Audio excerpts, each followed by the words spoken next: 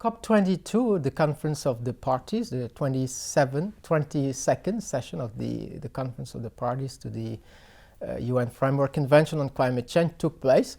It was the first time that the ILO participated with delegates coming from different departments. We had ILO officials from employment policy, social protection, enterprise, ACTRAV, and field offices as well. This was important because that's the first conference following the adoption of the Paris Agreement on climate change. And as you will recall, the Paris Agreement has the specific reference to the imperative of a just transition of the workforce and the creation of decent work. So now that the Paris Agreement entered into force on 4th of November, we wanted to know what is going to happen in terms of the implementation of the agreement, in particular when it comes to just transition and decent work.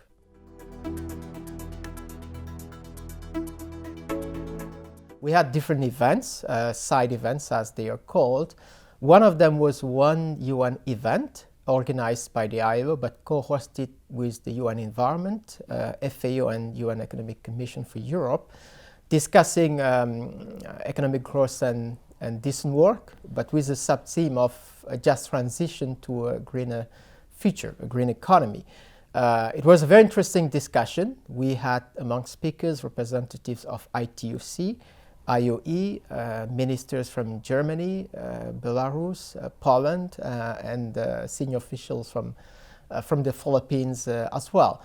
So we had key messages that we need a plan for a just transition, which is not happening at the moment, and the ILO can help shape that agenda because we do have a guiding framework, the guideline for a just transition that governing body adopted, and they have an important role to play in this process.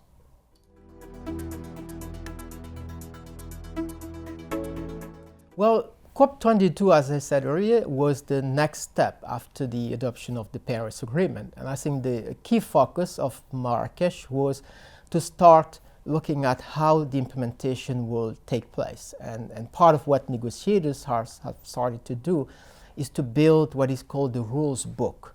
You know, what is going to happen, through which processes action will take place, how it will be monitored,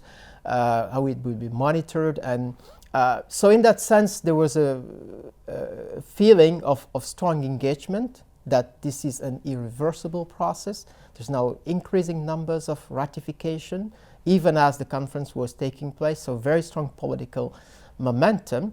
And for the ILO, a key important outcome was that the improved Forum on Response Measures, which is the body of the UNFCCC discussing decent work and just transition, has decided to set up a technical expert group that will guide this forum, and they have proposed that the ILO, together with ITUC, UNCTAD, and UNDP, will be invited to nominate experts that will contribute to this technical expert group, and that will be a major opportunity for the ILO going forward in supporting the implementation of the agreement, but through the lens of what we do, promoting jobs and protecting people.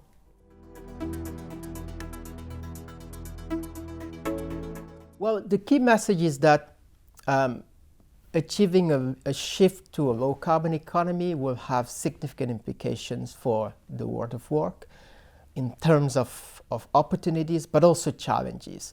And that is why this notion of a just transition for all is critical. It is well understood by climate negotiators, but they do not have the tools or the understanding of how to concretely make that happen on the ground. So that's where the ILO has an important role to play.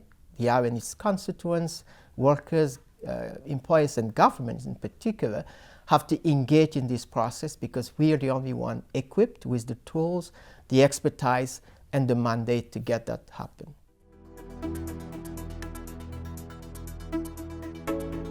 Well, up until now, the ILO has been engaging in the climate process mainly through the Green Jobs Programme, one or two officials attending different meetings.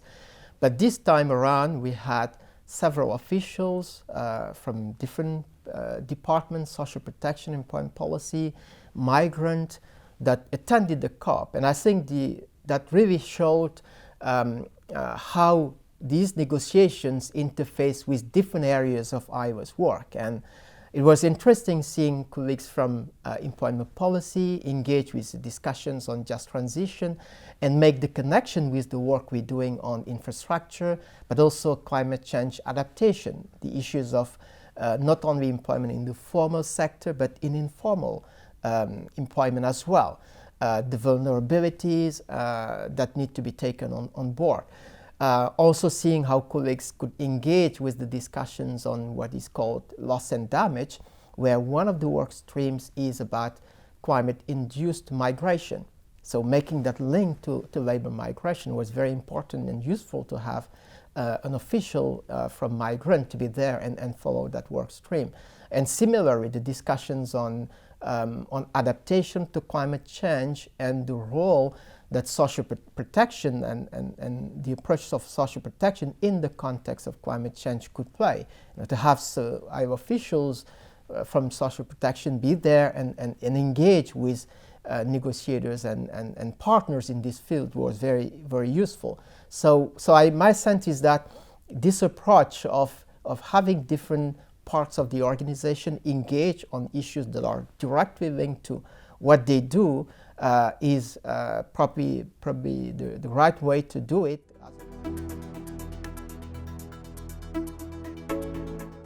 Well, the Green Initiative defines the vision and the direction that the ILO is taking in terms of contributing to the transition to environmental sustainability.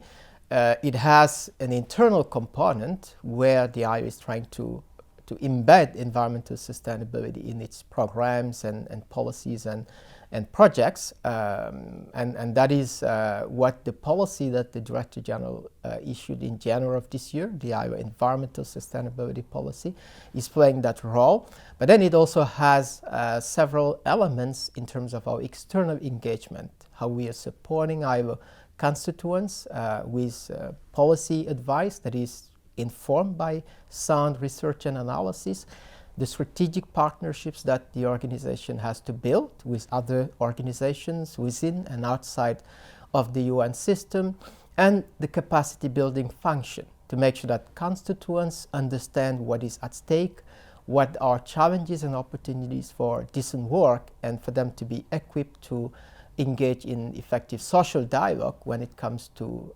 implementing policies on climate change from a decent work point of view.